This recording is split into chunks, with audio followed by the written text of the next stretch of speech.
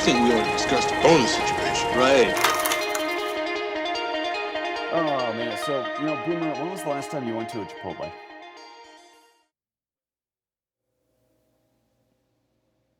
I mean, seriously, you ever just think to yourself, I want some Chipotle, and maybe you walk into Chipotle, and you're kind of looking at the menu, but then you're looking at the little buffet. You ever wonder like what the employees are doing? It's never really occurred to me. I always just see them there scooping stuff into Yeah, my burrito or my bowl, yeah. and I never think twice. I mean, you ever think about what goes in that bowl? No, not really. I just take it for face value and shove it down my gullet. That's not a bad way to go about it. I mean, sometimes the best tasting things in life, you don't want to go in the kitchen. Like why would I want to do that? For real, why? Yeah, yeah. I mean, look.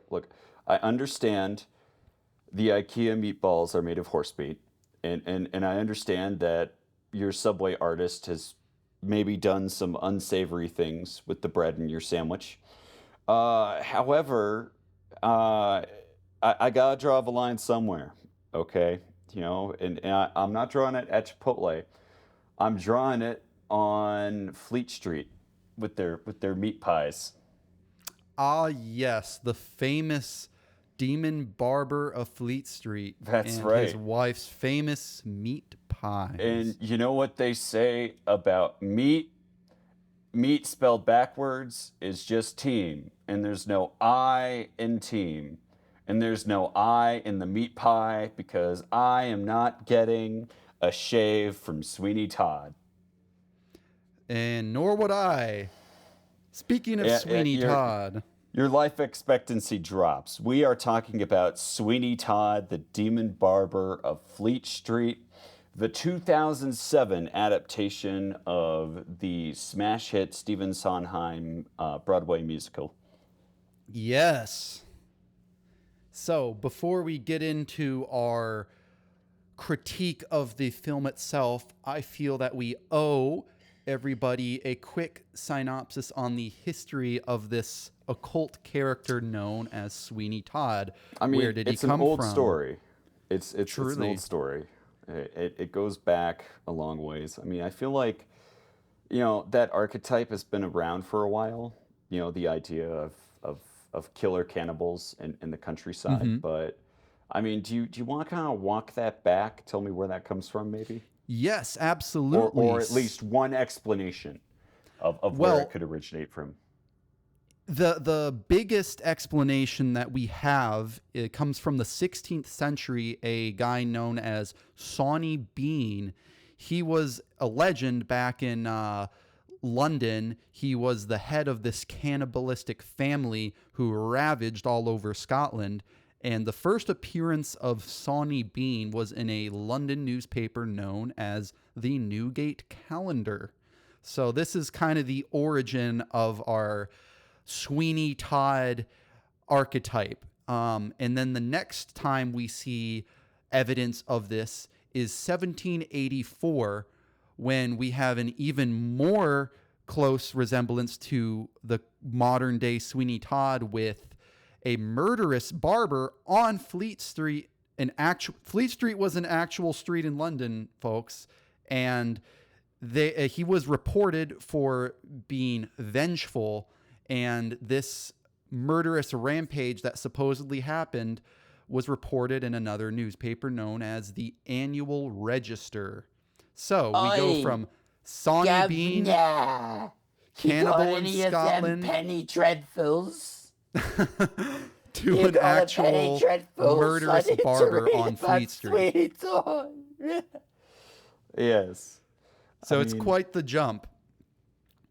there's definitely a lineage here, and what's interesting about that story, Sonny Bean, it's kind of like the original urban legend in some ways. I mean, maybe not the original, but it crosses the pond. It has a lineage.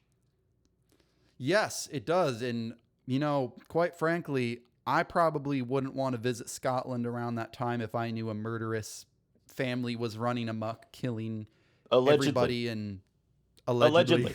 Allegedly. Well, Allegedly. so that's mean, kind of the like, basis, the fundamental ground on which Sweeney Todd is built.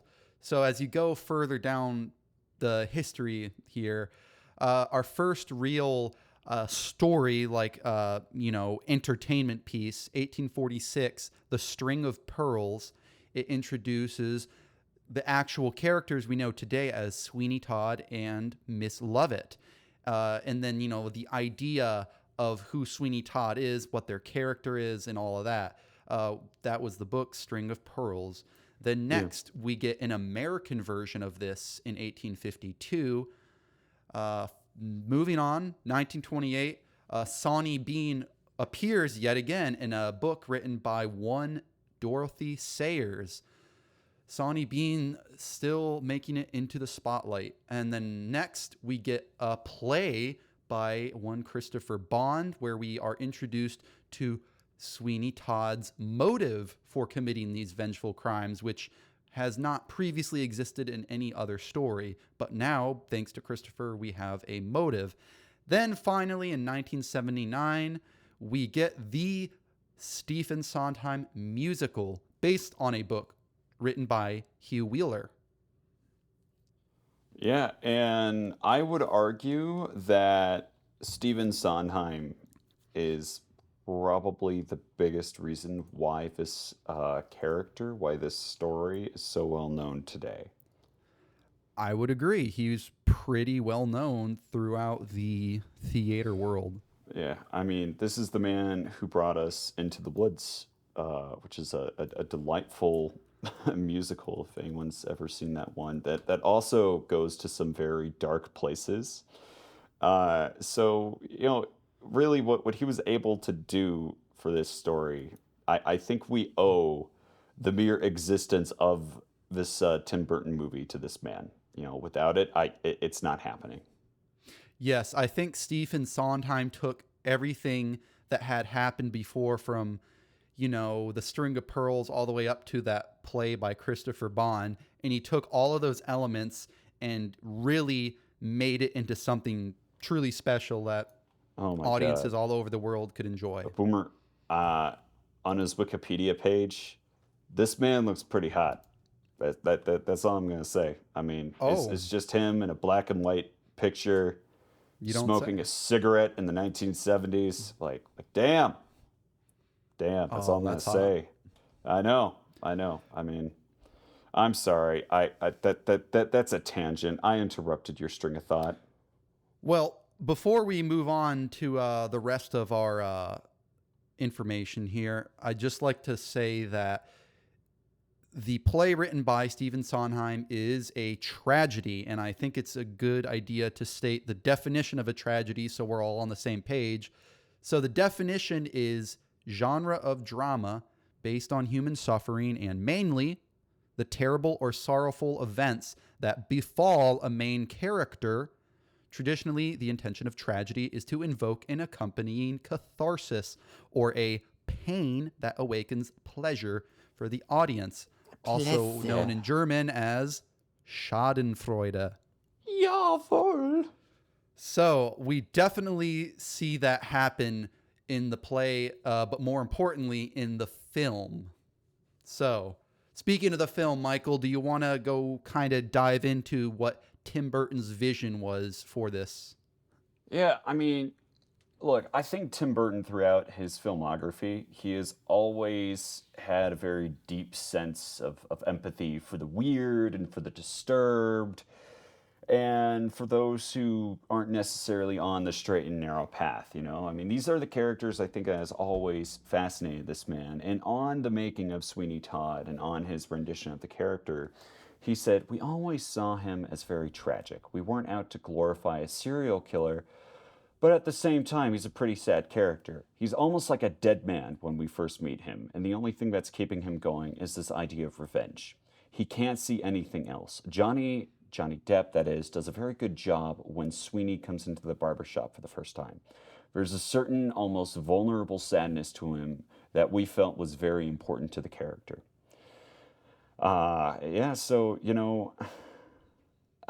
this is this is a very sad story. Nobody's having a good time in this book. I mean, it's London in the 1800s. There's not a single ray of sunshine. I mean, this is probably the closest thing this city has gotten to experiencing nuclear winter without experiencing nuclear winter. I mean, for anyone who's actually been to London, it's usually pretty, dreary there. I mean, there's a reason why people, from the UK are always trying to go to like Australia or Thailand or somewhere else, just because like there's not a lot of sun going on here. And No, in this not at movie, all. everyone looks like they have a gigantic vitamin D deficiency. Like when Burton says he's almost like a dead man, that's how he looks. He looks like a corpse throughout 90% of this movie.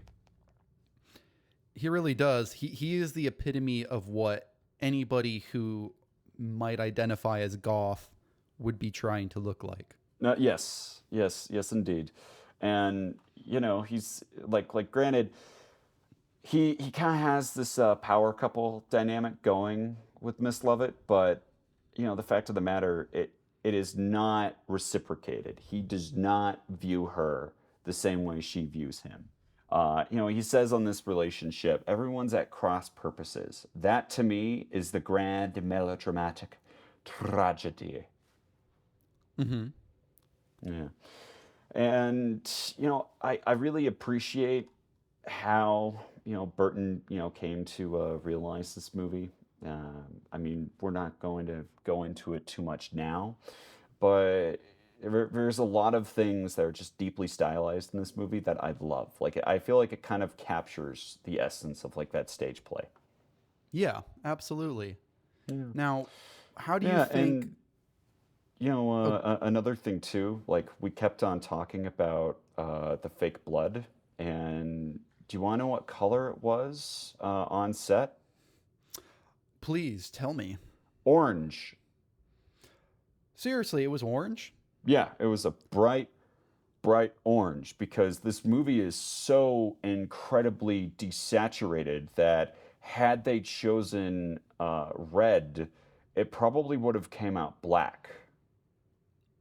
Huh. That's actually an interesting point. Yeah. So they had to pick that color so that when everything was properly color graded and finally edited, it would actually appear red on screen. And it does. That is It correct. really, really Yeah. does. It fucking pops in this movie. You see that red, and there's something just so incredibly visceral about it. I have a pretty strong stomach, but it almost looks like sickening. Like there's something wrong with the blood in these people. Like this city has almost corrupted them. Like there's sickness in their blood, and every time you see it on screen, I mean, there were a couple of points, especially during that montage, where I was like, oh Christ. I just Yes. had to look away from my screen.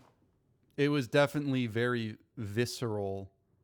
And just the sheer impact of seeing that blood. Just Yeah. and to be fair, I wouldn't say there was a lot of blood, but when there was blood, it made a big impact. So you'd think, oh my God, it was a very bloody, disgusting movie. But truly, I wouldn't say it's extremely gory. It's just that the scenes when there's blood, it makes a huge impact on the audience and definitely just kind of makes you go, whoa, that was pretty disgusting, or oh my God, that was incredibly violent, or oh my God, just something. Yeah. And, it's kind of funny because this movie opens up around Christmas. Yeah. Yeah. I mean, granted, it didn't light up the box office, maybe like some people hoped it was, because, when it drops on December 21st in 2007, it debuts at the number 4 spot. Do you know which movie made more money than it that weekend? Please tell me. Are you sure? I'm sure. I think I can handle it. This will I'm a big trigger boy some now. flashbacks. Alvin and the Chipmunks. Oh, Wood chipper. okay. So you're saying this was beat out by Alvin and the Chipmunks? It was beat out by Alvin and the Chipmunks. Well, I feel at like, the number 3rd spot. Now, number 1 was National Treasure Part 2, Electric Boogaloo, and number 2 was I Am Legend. So Oh, that's fair. I don't can think see this that. movie really lit the box office on fire, but I think it had pretty good legs. It was in the top 10 spot until, mid-January of that year. And it went on to make some $50 million domestically. And Uh-huh. I'm not sure what the worldwide take of this movie was. Now, for those of you who don't know, uh, movie finance is kind of a grim prospect. The rule of thumb is that you have to triple the budget, right? Yeah. Because you're accounting for marketing, you're accounting for the theater take, and then for everything else that the distributors are owed for the movie. So Hmm. at $153.4 million, I would say this breaks even. And I want to say it probably turned out a small but steady profit. And then, I'm sure it's done pretty well in residuals since then, because again, there's a home market release that was different in '07. And now it's probably streaming on HBO or some shit. It's actually streaming on Peacock. Not that that Oh, matters, but if anyone does want to find it, you can find it on Peacock Plus. That's okay. that's what I found. So now you don't need Okay. to go figure that out. I mean, streaming these days, sorry, small tangent here. It's kind of like spinning a roulette wheel It of, really of, of is. the movie you want to find. It's going to be on one of like 25 different streaming services now. So that's just a kind of a different story than what we had in like 2007. But you know what? C'est la vie. C'est la vie. Well, that being said, shall we get into the meat and potatoes of this film, or should I say, into the meat pie that is Sweeny Todd? Oh, I think we should. I think we should. Ah, So, we did cover a musical last episode, and we won't be comparing this to Repo of a Generic Opera the whole time, but that was sort of the inciting instant of why we wanted to cover this movie. We're on a musical kick, folks. So, yeah.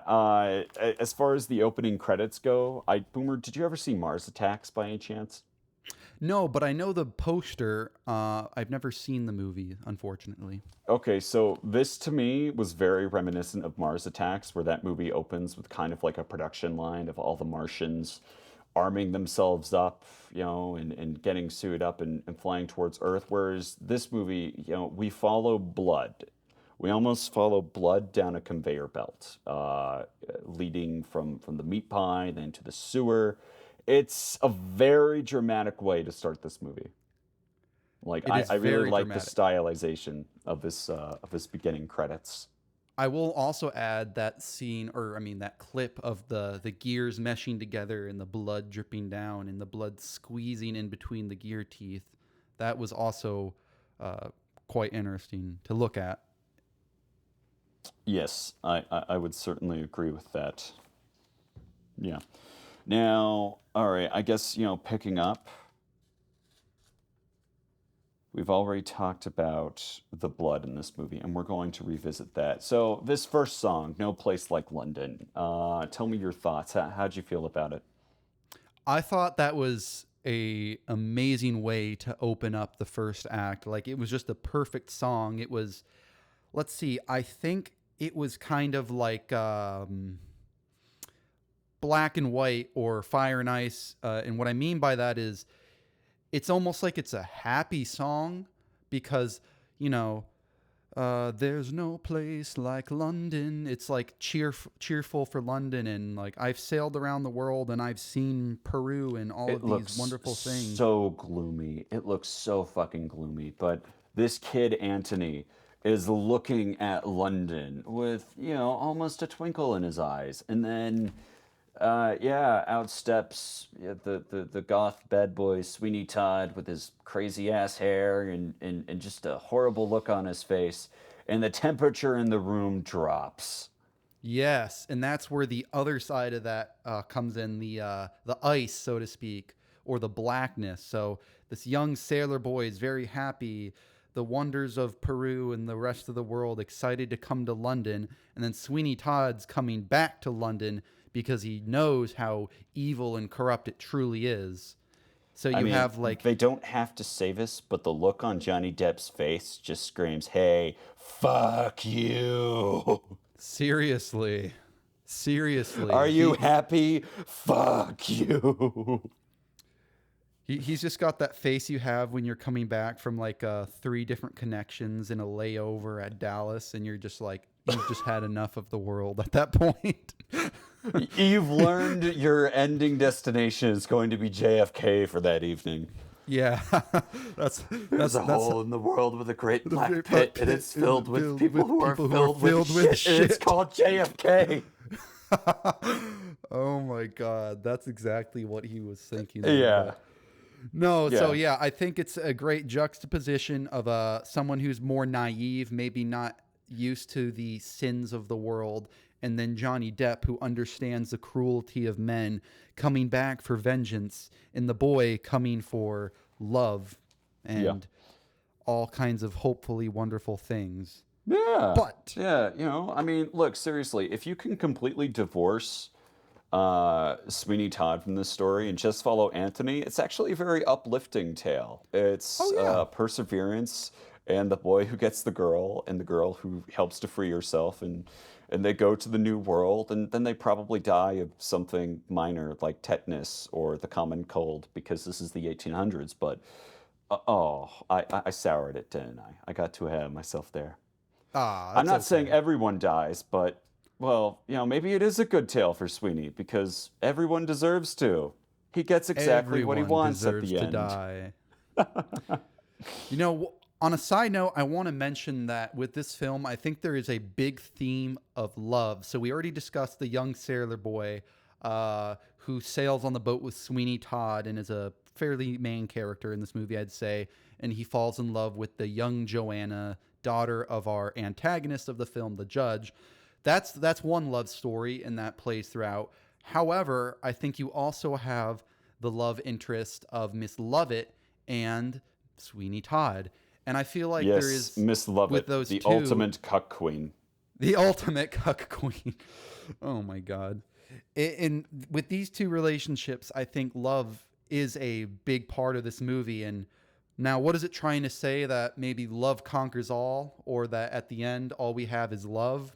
I mean, I guess it's open to interpretation. Well, I suppose all you have is love until you slice its throat open, and then you have nothing to look forward to but getting your throat tracheotomied. Yeah. It's pretty grim, because that's ultimately. I mean, as far as a morality play, it's almost like an addiction for Sweeny Todd. This is something that he is just so compelled to do that he loses any trace of himself. I mean, dude, I love how the flashbacks are done in this movie, because they're just woven into the text, and they do a lot with the lighting to really communicate the fact that this is a different time. He's an entirely different person. And that's where people's flesh tones tend to light up a little bit more. It's almost like a candlelight temperature, like it's very beautiful. Like the contrast they draw here is incredible in these flashbacks, especially that first one with Lucy and Johanna. Oh, yes, absolutely. Like, I think that scene alone stands apart from the rest of the film, because it's like it's from a different movie, because it's trying to show them as, young, happy couple, blah, blah, blah. The man he once was with his beloved wife and their baby Johanna, only to have it all taken away by the evil Judge Turpin and his evil accomplice, frickin' Wormtail. No, that's not it. Yeah, he is a rat bastard in this movie. Named in the movie, the rat bastard. There we go. The rat bastard of Harry Potter. Yes. Yes. The Beetle in this movie. And The Beetle. Yes, thank you. Beetle Bumford. That's the guy. Pettigrew actor. Yeah, so Timothy Spall, and I was about to say this man looks unrecognizable, but nope, that's definitely him. I mean, this guy, I would hate to call him a chameleon. He's been in a couple of movies I just haven't seen him in, but This guy shows up, and you're like, oh, I know this dude. He is Oh, yeah, up to you no know. good. He's up to no good. Somebody get this man away from the nearest school. He needs a restraining order pronto. Yep. When you see this man in a film, you know something's amuck. Yeah. And you better batten down your hatches and run while you can. Yeah. And you know what's horrifying about that first flashback? It leads into a rape scene. Now, I thought they didn't push it too far. I think they were very restrained in this, but let's be clear, folks. That is what happens here. Poor thing, poor thing, poor thing. Really? To be Yeah. honest, I thought when I first saw that, I actually thought that Judge Turpin just set her up to be embarrassed. Like really embarrassed and no. taunted. I actually did not realize that's what they am- were. I am 99.9% sure that there is a sexual assault going on here. I think that is absolutely what happens because she's drunk. Everyone at the party is drunk. And I don't think there's ever been a hornier entity on film than Judge Turpin. He has resting rape face throughout this entire movie. Yes, I would 100% agree with you. Speaking of horniness. Are we going to talk about his smut library? Yeah. So the sailor Jesus boy Christ. comes over to find his love Johanna, who he sees sitting in the window all the time, and Wow. he is brought inside by Judge Okay. Turpin, Strapping. misled by young Judge Turpin man. to have a talk. I And see that you have been taking a gander, Johanna. Why don't you look at these books I have? Just says ye old Playboy on the cover. ye oiled plate. Ye old Playboy. I have traveled to the many faraway lands, and I have had drawings made of all of my concubines. Yeah. It would be really easy for Alan Rickman to be like very uncomfortable, but I don't know, like it strikes a fine line where they're still having fun with this performance and it's almost like very campy and very theatrical, and I thought that took a lot of the edge off for me. Oh yeah, no, for sure. I think especially, the fact that it's still a musical and they're still singing and Yeah. like it's like a conversational song, like even in a very dark scene when, Sweeny is about to get his revenge and kill Judge Turpin once and for all. There's just singing "Pretty Woman in the Mountains." Pretty women. And holy shit, that Judge Turpin's death scene in this movie. Oh my god. I thought like, I mean, there's your money shot right there, folks. That was the money shot. Yeah.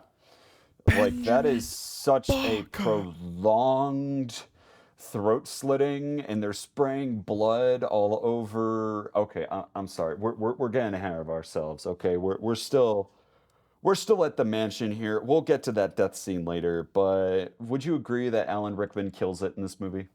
Oh yeah, he kills it and Yeah. gets killed. That's how much I mean, he dude, killed it. I feel like our first real introduction to his character is him sentencing a like 10-year-old ginger boy to be hung by the neck until dead.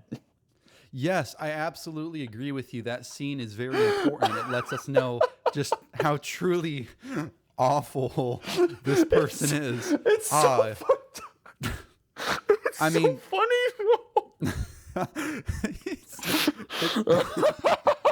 like what did he do? Steal an orange from the supermarket? Like No, Boomer. He stole 2 oranges. He has to hang. like Jesus. He Like I made get it. his There's some pretty decision. messed up people in the world, but hanging by the neck until death. Like what I could mean, he have possibly goddamn, done to dude. deserve? Okay, all right. So, like, yeah, this is the caliber of character we're dealing with here. And Oh my You know, word. I have a theory. I think Judge Turpin is simply an incel and is just using his position as judge to enact vengeance upon all others, sort of like Yeah. a Reddit mod or a Yeah. mod orator on any forum. I mean, I just want to be clear. Alan Rickman was totally a dude who fucked. Like, it may have been awkward, but he may have been like, yes, baby, is that good for you? It's good for me. But he absolutely fucked. Whereas, yeah, this character, definitely a total incel. I'm with you there. And that frustration is pretty much prevalent throughout his character in the movie. Like at every turn, like he's Yeah. got not letting anything get in his way of having his way.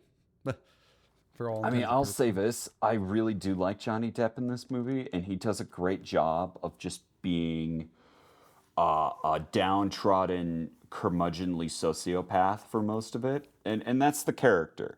It's just, everyone around him is just so like vibrant and just so with it. You know, you have Sacha Baron Cohen as Mr. Pirelli.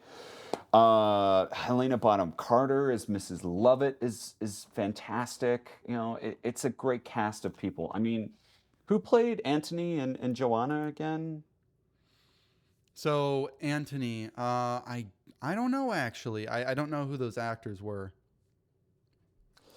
Yeah, I am blanking on it, but heck, I felt like okay, it's two people who I don't think have really done a whole lot since. So Joanna's actress, she was in the Jane Eyre movie from 2013, and Oh, okay. oh my God, dude, Jamie Campbell Bower. Okay, he plays the pervert Vecna from Stranger Things Part 4. Uh, pretty good actor. And then he's also in Twilight. Oh, no kidding. I think he's playing a werewolf in Twilight. Huh. That All is right, actually so good to know. yeah, I mean, they haven't done too much, but I also feel like Joanna and oh boy, Anthony, they are somehow the two most necessary actors, but I just feel like they're probably the least interesting performances in this movie. They're very cookie cutter, I'll say. Yeah. And I think a great example of this is just like their characters exist simply to drive the plot. Like, the movie could have been 30 minutes long had the first time Judge Turpin walking into Sweeny Todd's barbershop had gone to Sweeny Todd's plan. But then, nope, Anthony busting through the door. Sweeny Todd, Joanna, she gave me this key. Oh, thank you. And then, of course, it's like, okay, you just had to run in and ruin everything. If Sweeny Todd had just pulled out a silver Glock and shot both of them in the face. A silver Glock. My friends, my friend, my very best silver friend. Glock with silver bullets. Yes, Oh my and God. just shoots them dead immediately. Hell, he shoots Mrs. Lovett too. Shoots I mean, literally, that's pretty much what Todd, happened. Why? Yeah, he throws her into an oven.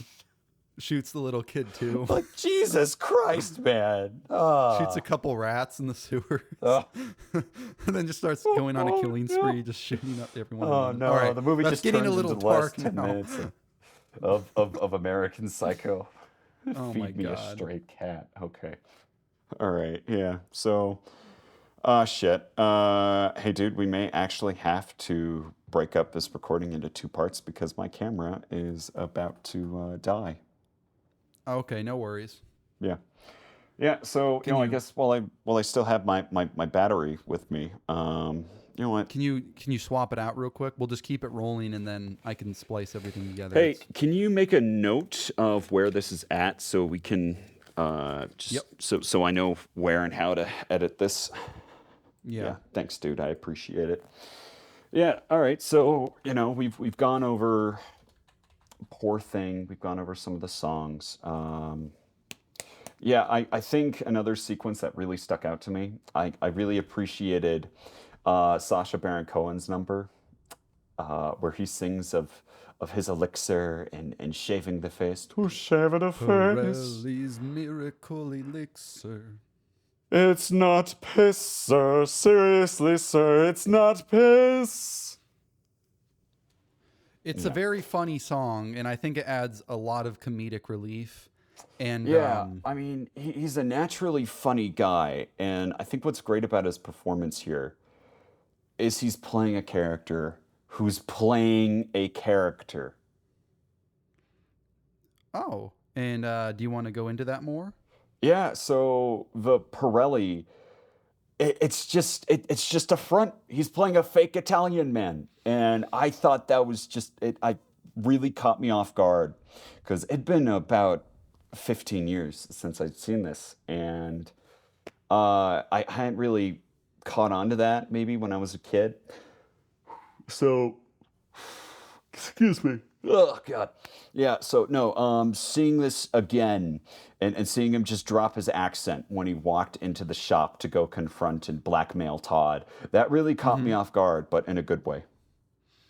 Oh yeah, absolutely. And I feel like that was necessary because like it was all Schauspiel, you know, the whole exhibit, and then Sweeny comes and upstages him. Now he's upset. Now we see the true Pirelli, who he really is, and it just kind of gets into how dark the movie is because, you know, on the facade of London, Beadle Bamford, the kind judge, the civil servant, Pirelli, the wonderful barber selling this miracle elixir and putting on a performance for the town.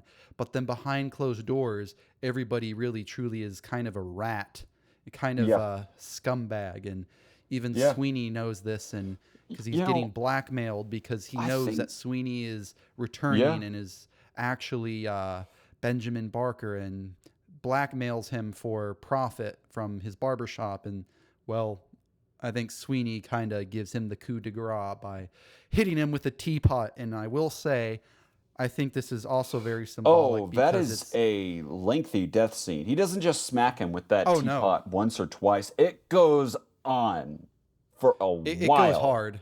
It goes very multiple blows. Okay, there's this is an ass whooping and then some. Oh yeah. Chuck Norris stepped back when he saw Sweeny Todd beat him. God damn, dude. You want to cool your jets? I think it's very symbolic, too, because you hear the teapot going, ee, and that's like kind of like Sweeny Todd's anger reaching a breaking point, and him hitting him with the teapot is Sweeny Todd transforming into, well, no, excuse me, it's Benjamin Barker transforming into Sweeny Todd, because tea is normally something, bear with me, that's calm and tranquil, and you drink to relax and to enjoy. But it's being used kind of paradoxically as a killing weapon. And he gets his first kill. Well, technically he didn't kill him yet, but he finally finishes the job once he becomes Sweeny Todd with the first throat slit with the silver friend. And I think it's important because it's, it's very... musicals are very symbolic and things, have meaning. And I feel like that's kind of, deliberate if you think about it, like killing him with a teapot and then finally slitting his throat to finish the job and not just immediately, If anything, I thought it was the kettle calling the teapot black. I mean, they're both kind of the same character. I mean, that's a hell of a way to kill someone with a metaphor. Yeah. To kill somebody with a metaphor. And you're right, dude. That's his boiling point. That's the first. I mean, do you think he killed anyone before this story started? I think it's more than plausible. I think it is too. It is definitely possible. In the original play, he gets sent to a penal colony. He totally looks like the guy who would shank someone in prison. He got hard. Absolutely, without a doubt. He got really hard.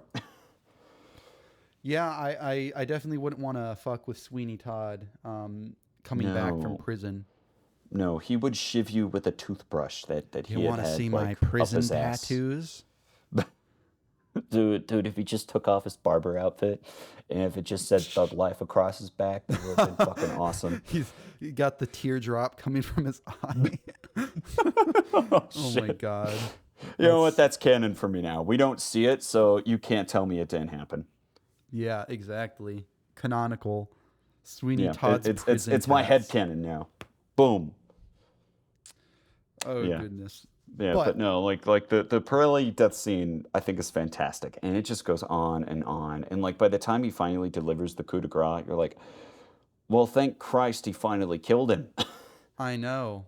And I just got to say, is it just blatant luck that the little boy who was once Pirelli's young assistant just didn't see the hands simply sticking out of the chest? Like, did Sweeny Todd just Mm. simply distract him and use his charisma to make the boy? Well, that boy was getting drunk as Yeah, a that's fucking true. duck. I think I he mean, he would have caught on, but Sweeney Todd was smart and coaxed him with liquor. And oh boy, an adult coaxing a young boy with liquor does even not then, sound like a good it's combination. great because you have a good cop, bad cop thing here, right? Mrs. Hmm. Lovett, good cop. Sweeney Todd, bad Bad cop. cop.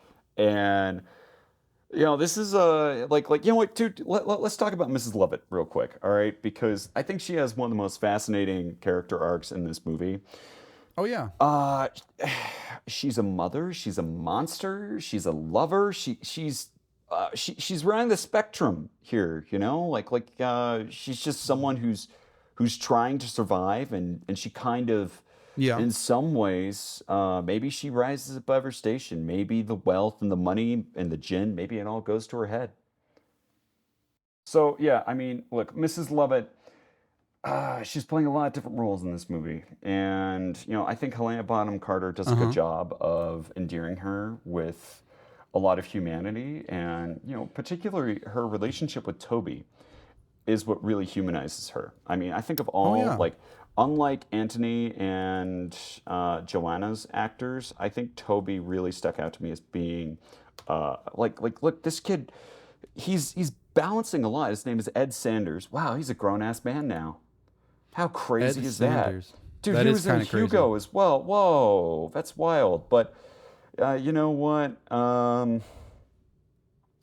Again, it, he, he's having to balance a lot, because he's suspicious, he's desperate, he's having to look out for his adopted mom, and it's that relationship he has with Lovett that really humanizes her. Oh yeah, absolutely. And I think going into Miss Lovett's character slightly more, we know she has a deceased husband who probably got cancer or something like that because she mentions, oh yeah, on his The last leg, gout. he The was sitting gout. in the barber chair upstairs that It was the becomes gout. the famous chair that Sweeney modifies to dump people into the basement. Anyway, yes, died of gout. So I'm sure she has a hole to fill in her inner life, and she fills that hole with love by Sweeney and of course the young boy Toby. Yeah.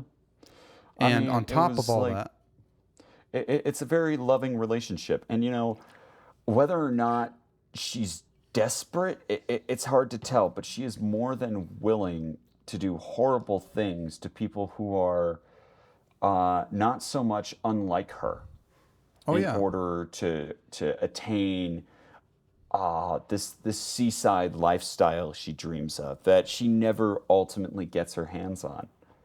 oh yeah, Like, honestly, she is chasing the ball. She's trying to secure the bag so hard that she's willing to to literally cannibalize others. And unlike Sweeney, who, it's almost like he's so driven by revenge, he's forsaken his own agency. Whereas I feel like Miss Lovett has a choice to be complicit in this, uh and huh. she is ready to jump at it. I mean, in a lot of ways, she is exercising a lot more will over the other characters than even Sweeney Todd is. It's a Like, good she point. is withholding information. She's putting people, in the right positions. Like, it's really cool watching her go throughout this play and kind of manipulate her way into getting what she wants. And that's why I think Hmm. she's kind of a badass in it. I mean, until she gets I thrown agree. into an industrial sized oven. Yeah, that was unfortunate. It kind of sucks. That's how her character ends. And obviously it's because she tried to withhold the information of that Sweeney's or Benjamin Barker's wife was actually still alive and turned out to be the witch lady who was suspecting Helena Bonham Carter's character to be up to no good. Mischief. And then Sweeny is so filled with rage, he destroys like the one good thing he had going for him. So like all chance of a good life at this point is gone down the toilet. So I think it's actually very fitting for the story because, you know, it's that catharsis, like the tragedy, like nothing goes right. Everything that was good is shit. Everything goes wrong. And then at the end of it, Sweeny ends up just dying and bleeding over his one true love. And that was definitely a pretty powerful ending. So I guess I understand. It's a why. downer fucking movie. I mean, as much as, you know, I lamented Antony and Johanna maybe not having the strongest performances in this movie, they are there, I think, just so that there's light at the end of the tunnel. Yeah.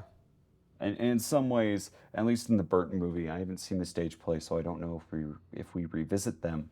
You know, the action, the last thing we see of them is Johanna having the line, the ghosts will never go away. And, you know, she's right, but they can still go away. They can still leave London. And I think it's a real shame that we don't actually get to see them leave the city at the end of the movie. Yeah, it could have almost had a bittersweet ending. Like they kind of just got left at the doorstep and we didn't hear anything from them. Like the continuity was just kind of like sort of not there. I don't know. Yeah. Yeah, I mean, I just felt like, and, you know, granted, it ends on a really terrific note. And I get why, you know, if you're in the editing chair, you know, you don't want to cut away from Johnny Depp bleeding out over Lucy. You know, that is such a haunting image because, I mean, these characters just look so gray to begin with. Like, dude, I think I would really like to see a black and white cut of this movie. Now that's an interesting idea. Black and white cut. I would like to see that too. That would be interesting to see what that would look like. Yeah, and you know, look, just before we move on to our comparisons with Repo, here are just a couple more notes that I want to make. And I know we haven't really been going through this movie chronologically, but I'll just give some shout outs. Epiphany is my favorite song that's played in the movie. Oh, okay. I just think it's the strongest musical number. I mean, it comes in at the hour mark, and it really marks, I think, the downward spiral that Sweeny Todd goes down. It's him just reaffirming his commitment to, I'm going to kill as many people as it takes to make this happen. Yeah. Yeah, I also appreciated Death by Blondes. When Anthony goes to rescue Johanna from the prison and all the ladies tear Bedlam apart that one man. Yes, the Bedlam Asylum. Yeah. And again, I just want to revisit Judge Turpin's demise. That is a fantastic one. Yes, it really is. We mentioned it earlier. Like finally, after literally being cucked out of his kill, only to finally get Judge Turpin back in the chair. And he just butters such him up too. He does. Like, I'm gonna make you look so good. I mean, look, dude. She wants to hook up with you. She loves you. She thinks you're the greatest. I mean. Also, did I mention how muscular you are? You're so hot, Judge Turpin. Just sit down in this chair. I'm gonna make you ready for her. You know, it's gonna be great. Did I mention that everyone thinks that you can have sex for 14 hours straight? That's what you're about to do with Johanna. Yeah, just let me give you the shave first. The shave of a lifetime. And you know what's crazy? He just butters him up. They continue the same song they left off with the last time Judge Turpin was in his shop. Pretty woman in the... Like, it's just interesting. Like, you could have, like, cut the rest of the movie out and just splice those two scenes together, and like it almost would have gone perfectly together. Like and I don't know, it just kind of makes you think. That was very interesting from like a stylistic point of view. Like Yeah, I mean, look, I think we really have to owe that to Sondheim here. In fact, dude, I think we're at a disadvantage talking about this movie, never having seen a stage production of it, because it's hard to We tell. definitely need to. Yeah, I mean, it's hard to tell where Tim Burton's influence on this story begins and where, Stephen Sondheim begins, because he is just reverberating all throughout this movie. It's Oh his yeah. music, it's his interpretation of these characters, but that's still filtered, through Tim Burton's idiosyncrasies. And I think it's just like, I don't know, man. I just really feel like everyone brought their A game to this movie. I agree. All the characters' performances were very deliberate. They were on point. If I had to critique anybody, it would probably be Johanna and the sailor Yeah. boy. They weren't bad by But any even means, then, but they it's were just a little like underwhelming. they have to play the goody two shoes. And, it's the classic Disney syndrome, right? Where, everyone remembers the Disney villains more so than the Disney characters, I think, or, Oh or, or, yeah. or the Disney heroes, excuse me. And they just don't have a lot, to do, for lack of a better term. And that's okay. But, like even for 2007, I still think it's stylistic enough. And, like, there's some CG in it, because you're not going to redecorate London to look like the 1800s. That would be impossible. In fact, hell, I think a black and white cut would be really cool because, one thing that happens when you flip to monochrome, you can really dress up inadequacies in computer imagery. That is a good point. And that gray, we say we would like to see it in black and white, but it almost kind of is in black and white, just Oh the yeah, way it's it so looks. desaturated. Yeah. And you're right, it makes a huge difference. Like you couldn't tell that it's anything but 1600s London. It's pretty amazing, Yeah. actually. I mean, dude, I feel pretty good about this movie. And I I do mean, too. I think it's a credit to the musical that it makes me want to see this live.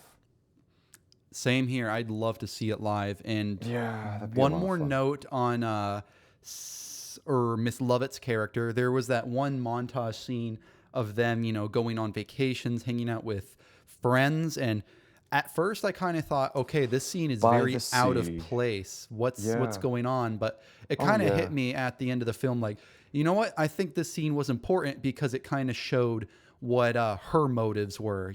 Like she is out for love, and she wishes for a good life with her husband and her boy, and that's what's driving her to put up with the shenanigans, to deal with the rats and the stench and the body parts and the meat pies and the whole nine yards. Like, she sees this as a means to an end, the end being a life with Benjamin Barker, who supposedly she always had a crush on, question mark. And Yeah, yeah, I this think she always had the hots for him. Oh yeah. And it's just ironic though, because everything is just broken in this movie. I mean, The is she son is really? I mean, granted, she's literally cannibalizing people, but she is taking the dog eat dog of mentality of London at this time. She is taking it to its most logical conclusion. I mean, is that really her fault for playing the game better than other people? I really don't think it is. I think you're right. Like, she's no better than anybody. I mean, hell, she didn't sentence a 7-year-old boy to be hanged by the neck till death. At least all the deaths that Sweeney delivers Yeah. are quick. They're swift. Except Judge Yeah. Turpin's. That one was much deserved. But Oh, anyway. that was prolonged. Yeah, but you know what? He had it coming. And you know what? I think you draw a really good point. I mean, in a lot of ways, she is just cutting out the middleman of what it is to capitalize on human misery and suffering. Yeah. She is a product of this environment, but she still shapes it in a profoundly negative way. And I just think she's such an excellent, like, cautionary tale. Yeah, no, Mrs. Lovett is the logical conclusion of this dog eat dog world. And I think she's probably one of the more interesting characters in this story. I would agree. In fact, I think she kind of holds it together. Like, Sweeney Todd's kind of an extreme, just stuck in the gray and the dark and the blood, and he's kind of he is essentially the villain, but it's like Yeah. the Well, I villain feel that like- was supposed to be yeah. the good guy, but just ends up becoming the very thing he probably was trying to get vengeance feel for like- all along. He's already in his act 2, you know? He is... Yeah. He has had his fall from grace, and, you know, we see it in the flashbacks, and maybe it's different in the stage version. I hope it would be, where perhaps we follow him as being this happy man, because he does look extremely happy in that flashback, but it's only the one flashback we get. And we don't Yes. follow him through prison. We never see him becoming, like, we don't see him harden. He's already hard from the get-go. Yes. Nobody take this out of context. Point is, yeah, you know, I'm not going to call him one note. He still has a character arc, and it's just, it's a different one. You know, it's a downward spiral for him. Whereas Mrs. Lovett, by the Sea is so, like, why it's such an important number in this movie. We get a glimpse into her aspirations, what she wants, what a happy life would look like for her. And then, you know, this movie is so gray and dismal as well. Just visually having that, all these warm kind of pastel colors, it breaks up the movie, and it kind of gives you a reprieve just from how fucking miserable it is watching it. Yeah. And I think it's an important scene for that reason. Yeah. So, All right. Well, overall, would you recommend it? absolutely, I would recommend it. I think everyone's got to go see this movie, Yeah. to be quite frank. And very briefly, how would you say it compares to Repo of a Genetic Opera? So, I have quite a few notes on this, but I'll try to point out the key ones. So, I would say fundamentally it is very similar. So, like, just character-wise, right? You got Sweeny Todd, who is essentially the protagonist, and you got the Repo Man. And they Yeah. are both people who were screwed over by the big villain. In the case of Repo, you have Rhodey Largo. In the case of Sweeney, you have Judge Turpin. They wanted the antagonist's wife, but they couldn't have them. So they decided to screw over the other character. In the case of Sweeney, sending him off to wherever, Azkaban, apparently. And then in Repo Genetic Opera, by poisoning his wife because he couldn't have his wife. So better poison him, blackmail him, saying, oh, I know you killed your wife, but I'll keep you safe from the federal whatever as long as you work for me I'll as keep the you Repo safe Man. from the Fed boys. Just go get my pizza, and the Just pizza go is get my- flesh. Yes, the pizza is flesh and organs. Now, to go a little bit more detailed, murder weapons, right? So in Repo, he doesn't really have a specific weapon of choice. They're both, I mean, one's a razor and one's a scalpel, but they're both made of silver. They're both made of silver, but like I think in Repo, there's less emphasis on the scalpel, like because there's sometimes he's using his hands, sometimes he's using other things. But I feel like in Repo, it's more about an emphasis on the costume rather than the weapon itself. Whereas in Sweeney, it's that emphasis on the glare of the silver blade and how it stands out against the red blood. And I think that's definitely very different because, you know, Sweeny Todd, very, very depressing. Like the costume isn't meant to be, you know, outstanding or very interesting to look at like the Repo Man is with the blue helmet and whatnot, or the blue eyes and the helmet that light up and whatnot. You know, I kind of wish, like, granted, musicals these days, I feel like they can go one way or the other, but yeah, seeing Repo of a Genetic Opera, but with 50 million, the same budget this movie had, I kind of want to check that out. Oh, hell yes. Yeah. Moving on, another thing I think is worth mentioning is the motif of singing in the window, i.e. Johanna singing in the window of Judge Turpin's house and Shiloh singing in her window. They're both trapped wards, so I think Trapped you're onto wards. something there. Yeah. And to go into even more symbolism, in Sweeny Todd, we see a bird cage with a bird in it. And I feel that this is pretty symbolic because it is symbolic of her being the lovebird that is trapped and unable to escape. Now, I don't necessarily have anything to compare that to in Repo, but, you know, the characters themselves, I think, are very similar. They're both seeking something. Johanna is seeking a love interest. Shiloh's trying to get out and explore. And to further draw character comparison, the sailor boy is the love interest of Johanna, whereas in Repo, the grave robber, while not necessarily a love interest, is kind of filling that same role of getting... Kind of frees her from her cage. Yes, exactly. And quite literally saves her from the grave police or whatever those guys are. The FDA or... just the random SWAT guys who show up. The SWAT guys. The Repo mostly SWAT to get their guys. asses kicked, but, you know. Yes, exactly. What's the prognosis? Will they live? Doubtful.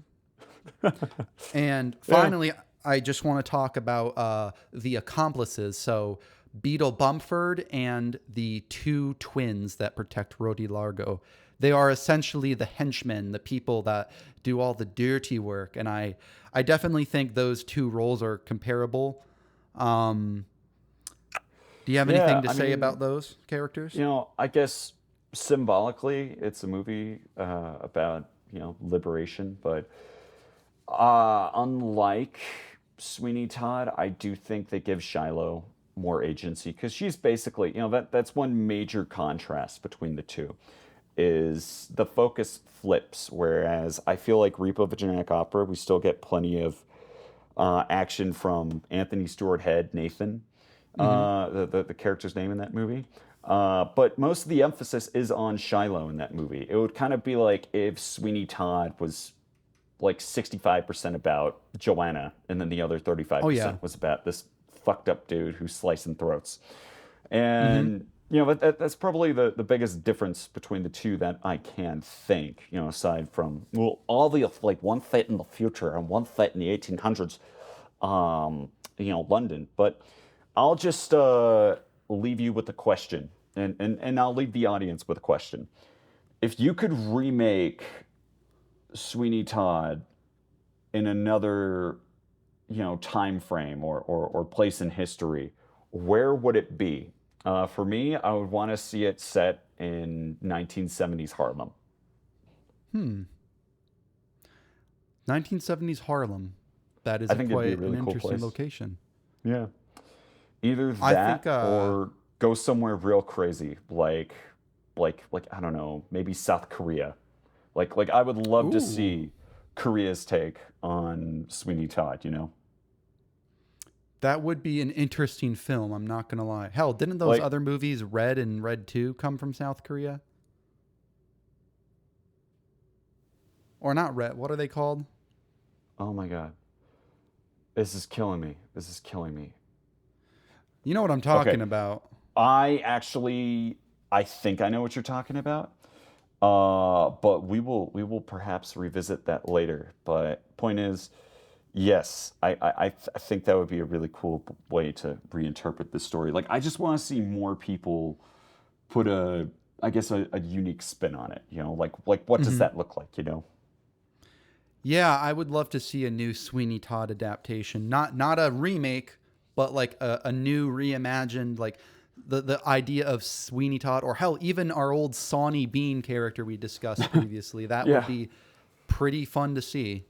Like, it would be. I feel like someone's got to do it. Boomer, you know? My battery's about to die, so I tell you what, man, it's been a really great discussion. All right. Absolutely. Okay. Well, dude, this has been Sweeny Todd. Thank you for listening. This has been Sweeny Todd. Take care now.